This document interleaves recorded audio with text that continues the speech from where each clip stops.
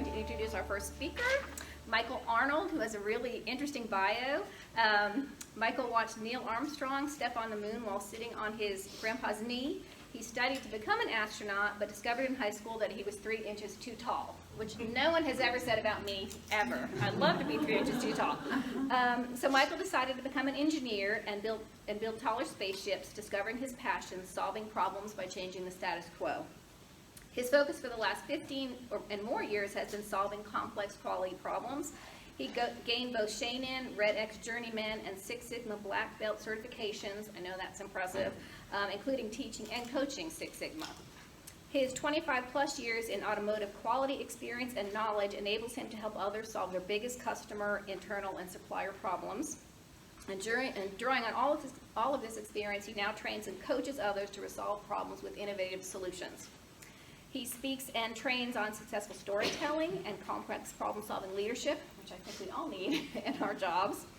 He gave his second TEDx talk, The Cure for Lazy Leadership, at TEDxClemsonU in 2019, and he also spoke at TEDxGreenville in 2018 with a talk, Teaching Kids Better Problem Solving, about the need to prepare our kids for an uncertain future by training them to be better problem finders. I'm very excited to have him speak with us today. It's going to be a really great and interactive session. So please help me welcome Michael Arnold.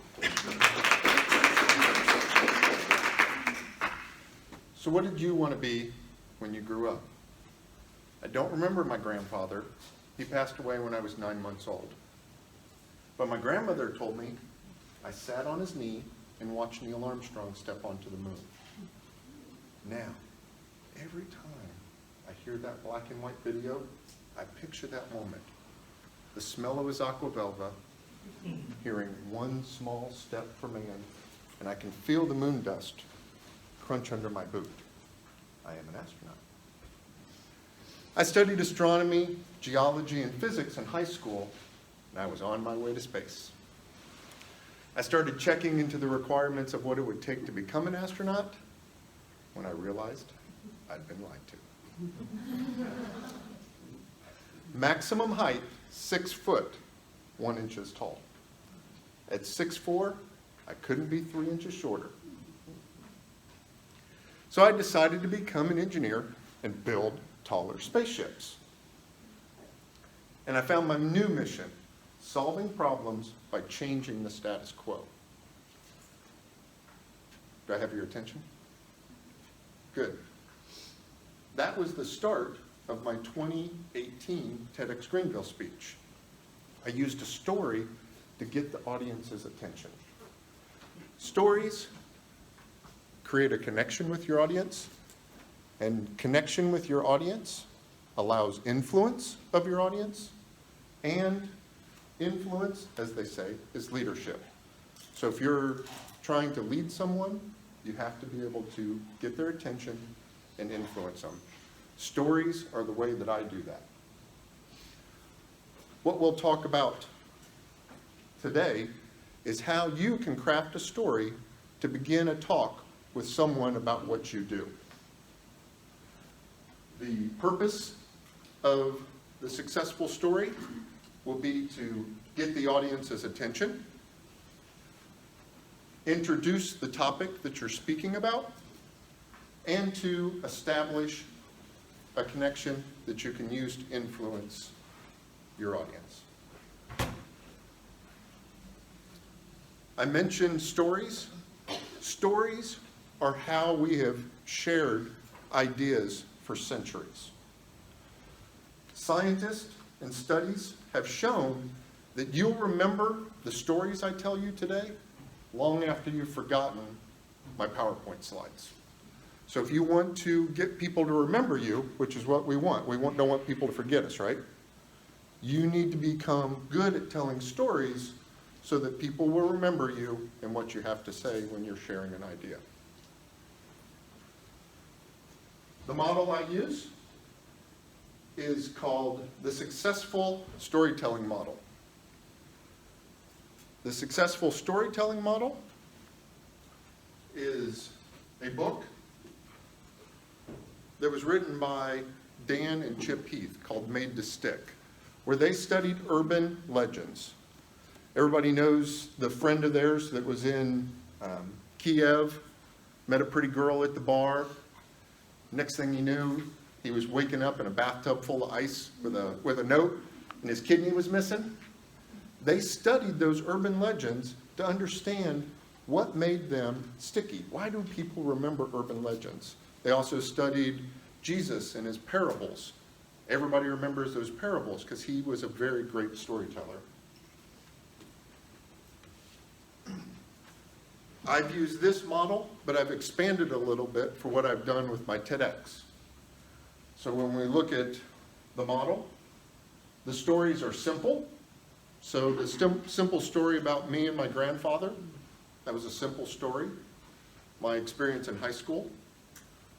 Unexpected. I did not expect that I was going to be 3 inches tall, too tall to be an astronaut. I didn't expect to wake up in a bathtub full of ice, right? Concrete. The way that you make it concrete is you add people's senses.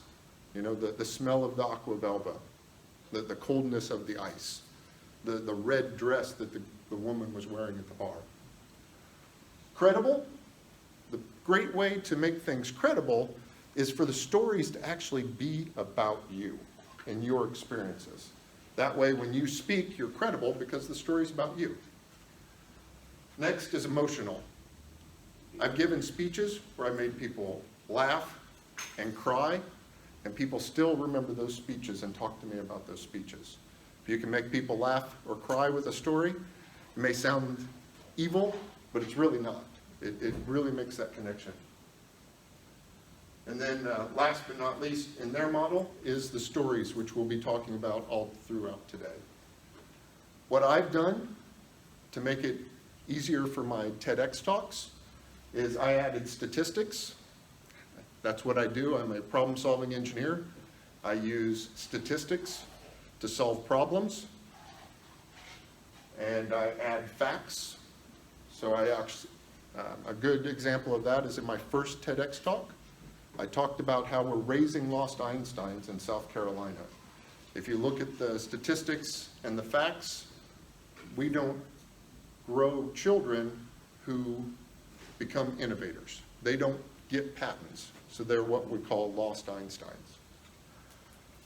The other important thing is you want to make sure you understand what you want your audience to understand and learn to take away. So today, I want you guys to understand the importance of stories, and I want you to learn how to become successful storytellers. So that's what we're going to do in today's workshop. Okay? Any questions so far? If you have a question, just raise your hand, and I'll call on you. For both of my talks, and even today, I started out with a rhetorical question. The important thing about the rhetorical question is you have to use the most impactful element of storytelling. You guys want to know what it is? It's the pause. The pause gives your audience time to think. Darren LaCroix, 2001 Public Speaking Championship winner for Toastmasters, studied 10 years of winning speeches versus the speeches that lost. The difference he saw between the winners and the losers were the winners were successful in using pauses. So pauses are very important.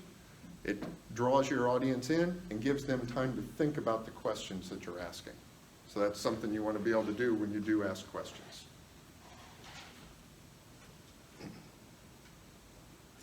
Another way to introduce a topic is to use a visual. In 2005, I went to Dachau, Germany, to a concentration camp. They took us into the gas chamber to show us the chamber, and all of a sudden the door slammed shut. And then they told us over our headphones that then a metal grate would open and they would drop gas in to gas the Jews in the chamber. And at that same time, we heard as the metal grate opened up. And it was so dark, you couldn't see your hand in front of your face. Then I saw the most cool thing I'd seen all day. And it was this doorway, and it was the way out of the chamber. And I walked into the plain white room outside the chamber, and it just felt eerie, even though it was just plain white walls. Then as you walk out, you see a picture of that same white room, full of Jewish bodies. And the importance of the topic that they wanted me to understand is to never let that happen again. You can also arouse suspicion. A good example of that is I will talk about a LSU dropout. He dropped out of college to pursue his dreams. He studied mixed martial arts. He became a police officer, even arrested a couple people. He retired from being a police officer and opened up a Krispy Kreme in Atlanta. He also was in 18 movies, released 4 rap albums. One of them went platinum, but he kept a promise to his mom. He went back to school and got his degree and actually went on to get an MBA and a doctorate in leadership.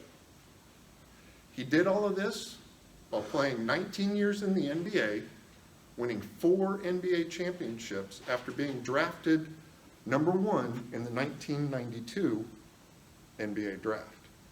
Does anybody know who I'm talking about? It's Shaquille O'Neal. So that's a good way to tell a story. It doesn't necessarily have to be about me. I'm obviously not Shaquille O'Neal. But it gives you a story that you can tell and raise curiosity to keep your audience's attention. You can make a startling statement. I did this in my second TEDx talk. 20 years ago, I moved to South Carolina for a new job. We had a team building exercise, tackle football. The plant manager, the linebacker, tackled a player out of bounds and body slammed him to the ground. I can still remember hearing the crack. Would you want to work for somebody like the linebacker? I didn't either. I quit after 6 months. The linebacker is now a motivational speaker, sharing how companies can squeeze the efficiency out of their people.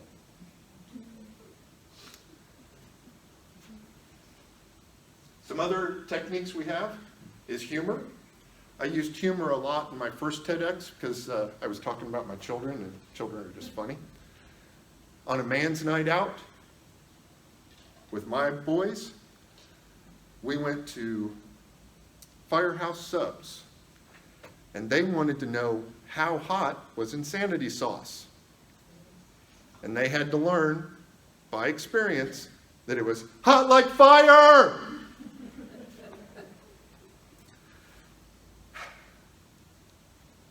My son, my oldest son, said they should put a warning on the bottle. So I read him the label. Keep away from small pets and children. Also good for stews and removing driveway stains.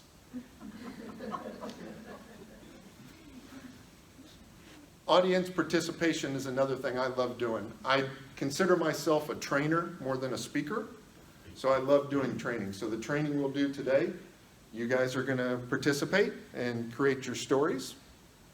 So that's another good way to get your audience involved, is to make them so that they have to stay awake because they're working on different exercises. Quotations. I'm not a big fan of quotations. I think it's a little cliche, a little overdone, but if I do use a quotation, I like to use something that's very unique. So I live in Anderson, and I use William Whitner. Does anybody know who William Whitner is? Or is anybody from Anderson? You from Anderson? You know the guy that stands in front of the clock tower like this? That's William Whitner.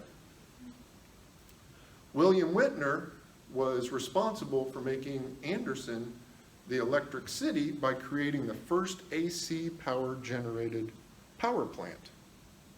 And so I've got some quotes that I use from him in a couple speeches. Don't use Steve Jobs, Einstein, Lincoln. Don't use those. Those are way overused.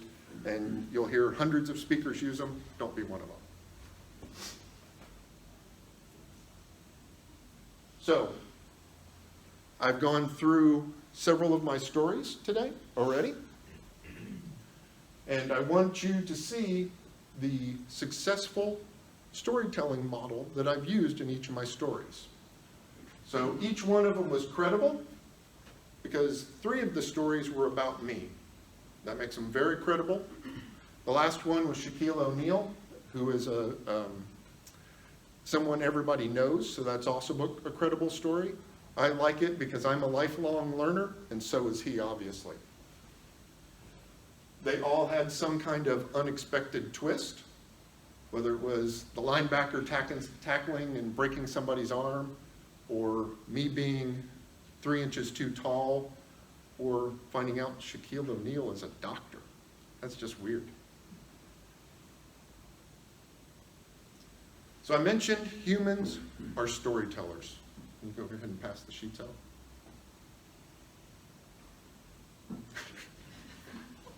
I was so engrossed seeing how I'm his mom and still didn't. So I brought my mom with me today.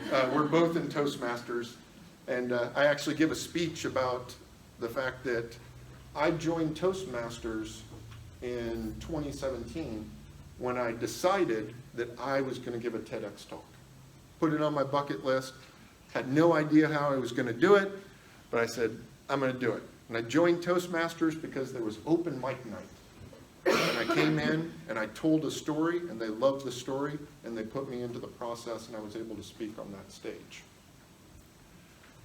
That was just about 2 years ago.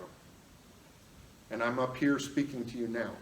Before, I did a lot of training, but it was in front of people I knew.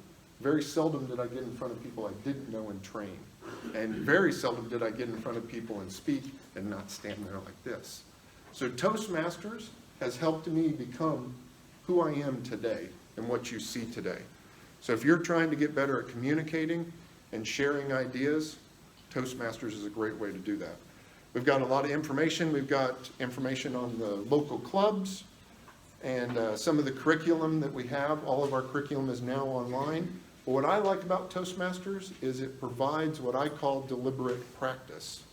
Does anybody know Malcolm Gladwell and the 10,000 hour rule?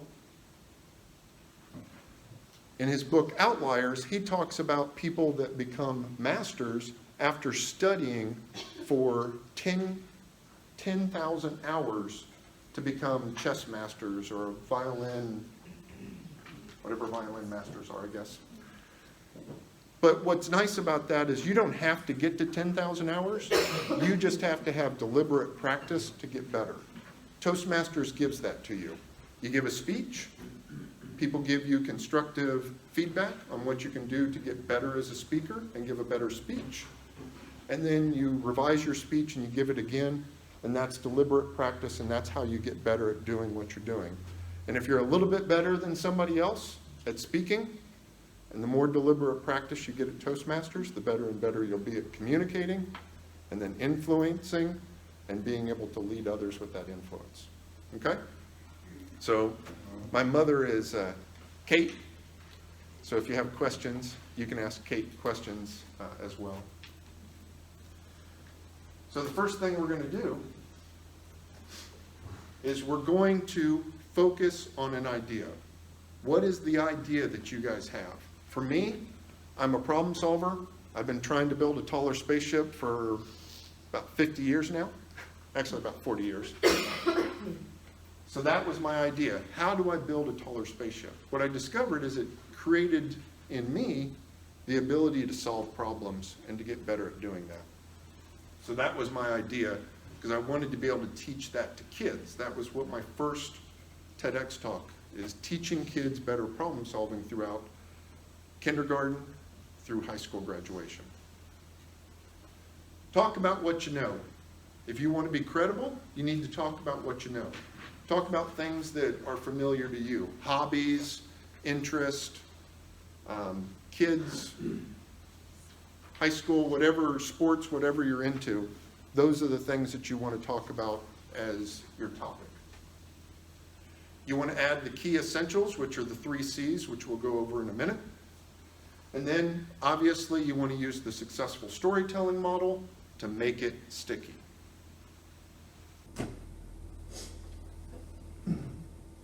As I said, the best stories are true.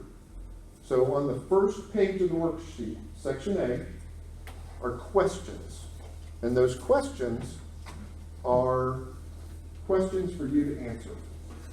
And while you're answering those questions, think of the stories that those questions bring up in your mind, because we'll use those stories to create our successful story later on in the workshop. So I'm going to give you some time.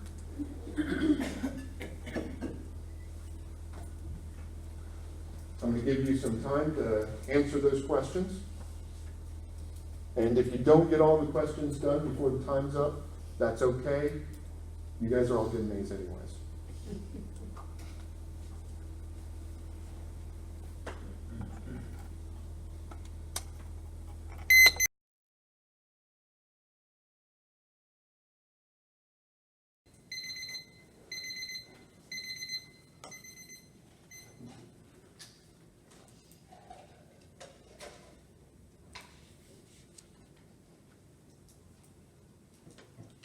The next thing we'll do is we'll select a topic.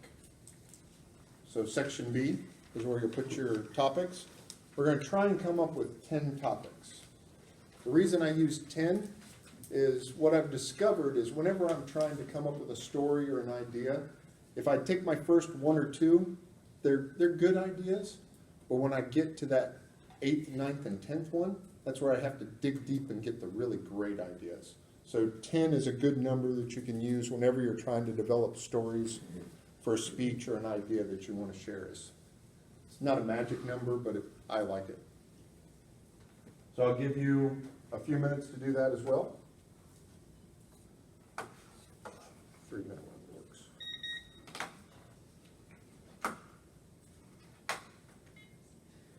I'll give you 3 minutes for that. Yes, ma'am. Selecting them out of what we just answered or anything? Just what you're familiar with as far as the topic. So maybe whatever your job is, whatever you feel comfortable talking about and the idea that you want to share. Okay? It might be your hobby, maybe you're a Toastmaster and you want to share that idea. And hopefully by the end of this meeting you'll sign up for Toastmasters, right?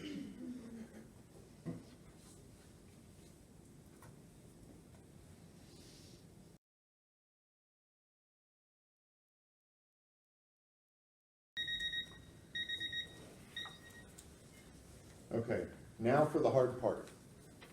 You're going to take your top 3 stories that you came up with from your questions in section A, and you're going to write them down in that next section, along with the 3 topics that you're most passionate about talking about, and try to put those together in that next section. So like I said, that's the hardest part. Anybody have any questions on that? So I'll give you a few minutes to do that as well. Do they have to correlate? No, one of the things that I've tried to do is when I give a story, is I've developed a lot of stories. I've probably developed maybe 10 or 12 stories that I use throughout my speeches. And they make fun of me because I use the same stories all the time. But I'll use them to make different points within a presentation.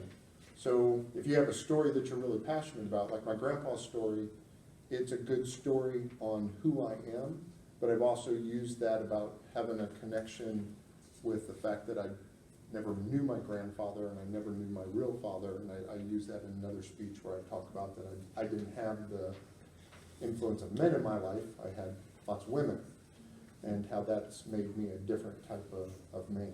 So.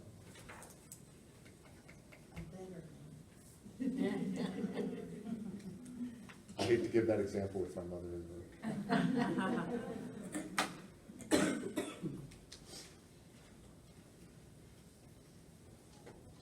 Just kidding, Mom. Remember, you're taking me home. Maybe. She knows where you are.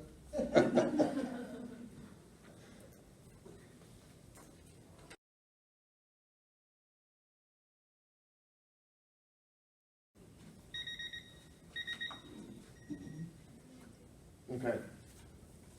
The thing that I mentioned in one of the earlier slides were the 3 C's, which are the key essentials to a story. The first one is your characters. The second is the conflict. And the third is how they change. So when we talk about characters, the characters might be yourself, it might be a friend, it might be your car, it might be your dog, it might be the taller spaceship. So whatever those characters are, that's what you want to try and come up with. So we'll come up with a couple characters for your story. We'll describe the conflict. What is it that is driving the conflict in your story and that you want to overcome? For me, I was 3 inches too tall. That's my conflict. How do I overcome that? I talked about the change. I was going to build taller spaceships and change that status quo of a maximum height of 6'1". So you'll describe the conflict and then you'll describe the change. How did you solve the problem that you had with your conflict? What was your solution? And you should be more solution focused than problem focused. You want to describe your problem, but you want to share with people how you have the solution to that problem in your story. Okay? So those are the 3 C's, so I'll give you a few minutes to come up with your characters, your conflict, and the change within your story. Yes, ma'am. I have a quick question. So are you saying then that for the element of a good story, does there need to be some form of conflict in the story? Yes. I'm reading a book now called Writing Your Novel. I'm actually writing a novel and I'm writing a nonfiction book at the same time. I don't know why. But one of the things that she said in there is you always have conflict. So when we think of conflict, sometimes we think of, aliens attacking, things like that. But the example she gave in the book is there was a character who was trying to do something, and the conflict was his wife didn't want him to do it. So he was taking medicine from some doctor that allowed him to travel in time, and his wife wanted him to move from the U.S. to Great Britain. And that was the conflict. And that conflict is what kept the story interesting throughout. So you always want to have a conflict.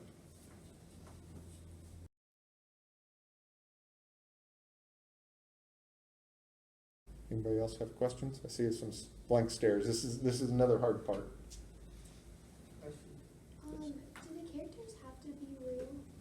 No, like I said, your character, my wife tells a good story about how she sees the potential of her team in seeing the potential of her first car. It was a Mustang.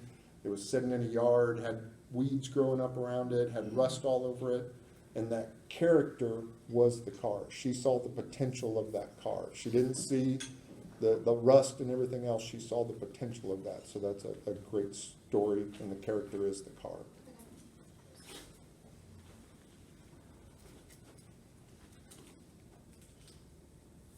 My wife's come up with a lot of good stories because I made her practice. I practiced on her with the storytelling workshop multiple times. So Solution that we came up with to make it change? So the change is you had the conflict and something had to change for you to overcome that conflict. Oh, okay. Does that make sense? Yes. Okay. So the change might be, I decided not to do that. Or I decided to get uncomfortable and go ahead and do that. This is supposed to be something interesting to engage because I just think what I'm going to write. Nobody's going to care. You know? I don't know how to make it into something interesting. Well, the easiest way to do that is to make sure your topic you're talking about is what you're most passionate about. So what are you most passionate about, do you know? I have several things I'm passionate about. I mean, there's things I wrote down at the top though. Yeah. But to come up with a story about one of those specifically that has a conflict. So say you're passionate about your kids. There's no conflict there, right? So then you're just thinking about a story of how your kids wanted to dress themselves, and you said, hey, go ahead and dress yourself, and they came out wearing their pajamas, but they were inside out or something like that. Do we need a couple more minutes on that one? Or are we good? We good? Okay.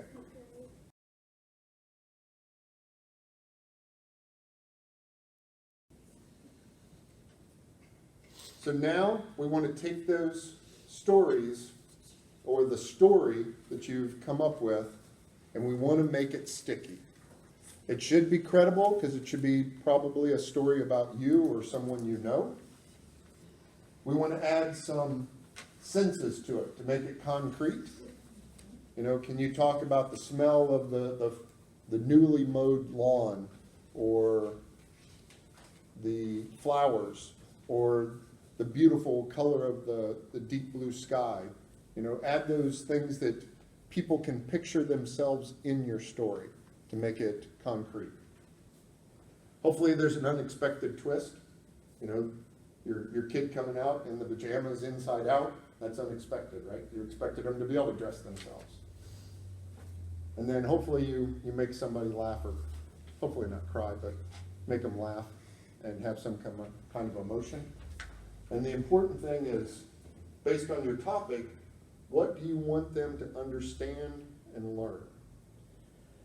Let me say that one more time. What do you want them to understand and learn about your topic from hearing your story? Okay, that's the real critical part of the successful storytelling model. And if you got statistics and facts, I love statistics, so go ahead and add those in as well. And I'll give you a few more minutes to do that.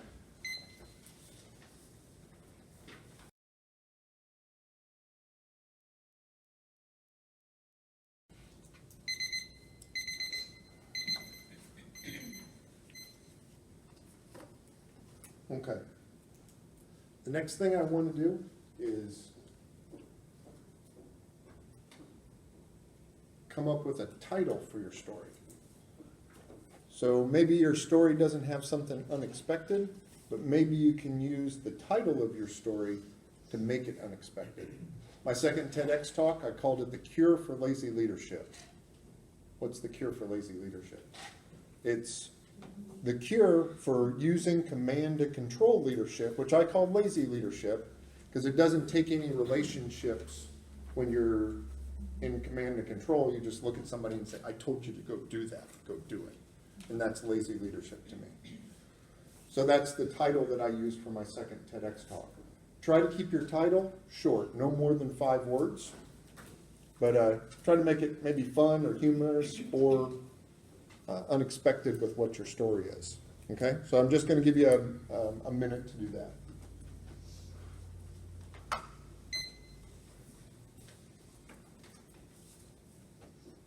Any questions on that?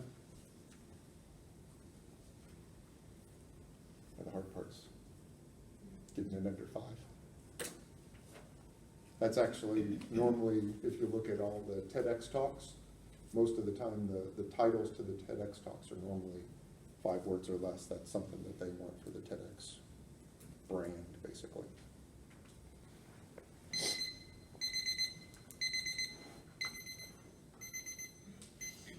Okay, everybody got a great title? Anybody want to share what their title is? What do castles and puppy bread have in common? Ooh, I like that one. That's a good one. Okay. We've talked about stories throughout the day. Not really throughout the day, but at least about the last half hour, 45 minutes. Now is the time where you're going to take your story, you're going to take your characters, your conflict, your change, your sticky, successful storytelling model, and you're going to write out your story. Okay? So I'm going to give you about 5 minutes to do that. Does anybody have any questions? Okay.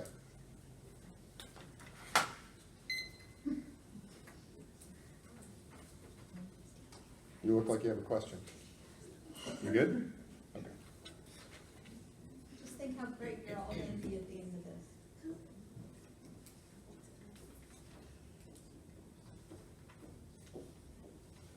You guys didn't know there was going to be a writing assignment, did you? Again, just remember, everybody's getting an A.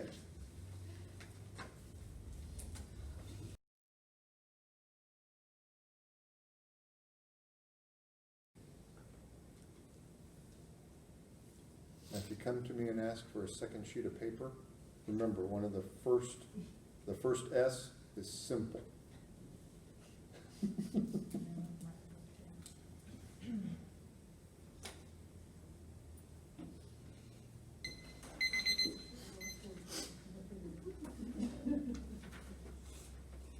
Okay. You guys got a story written down? Who would like to come up and share their story and get some deliberate practice in? I want to hear her story. Yeah, I want to hear her story too. I was going to volunteer if she didn't. Michael, what's your name? Janine? Janine, and what's the title of your story? What do castles and puppy breath have in common? And what do you want your audience to understand and learn from your story? You can make your dreams happen if you just try. Okay. Maybe do some research. Okay, good. I love to travel. It is one of my passions. Mostly what I love to do is see castles. Old castles, ruins. It used to be a castle, now it's a hill. Any of it. Going by 6 castles in one day is my idea of the best vacation day ever.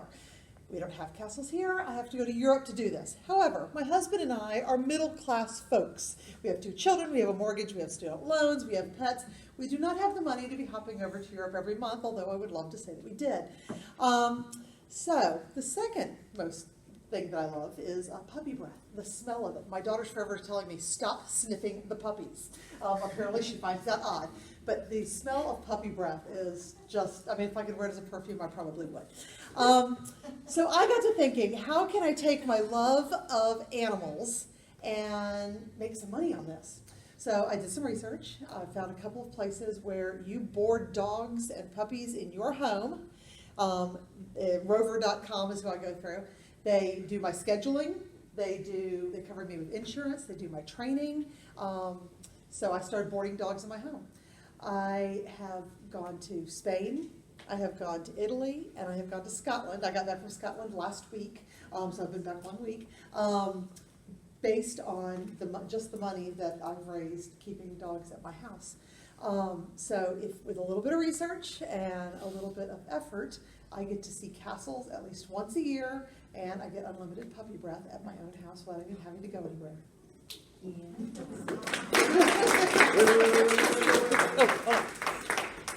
Deliberate practice.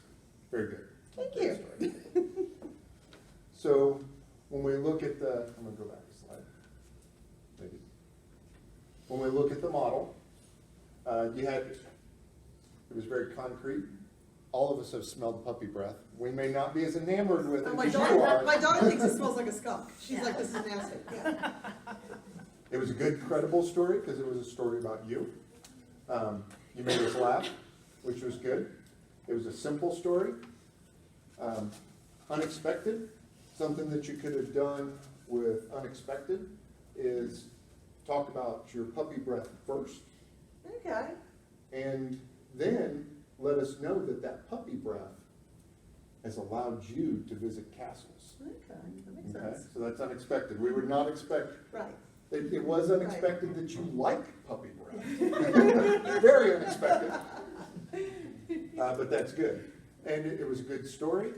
And you wanted us to understand that puppy breath could make your dreams come true of going to see castles, so that was good. And that was a good lesson that if we chase our dreams, it can help us. Lots of way to make money in your own house. Exactly. Statistics and facts. I love statistics and facts. See, and I actually had written down that on sale, you can go on a plane trip to Europe for $500 round trip if you were diligent and look, and you can get an Airbnb and cook most of your meals there. So like you're looking at $1,000. Okay, good. So, But I never said the facts in here. that's good. That's good. Overall, very good. Everybody, give her a hand.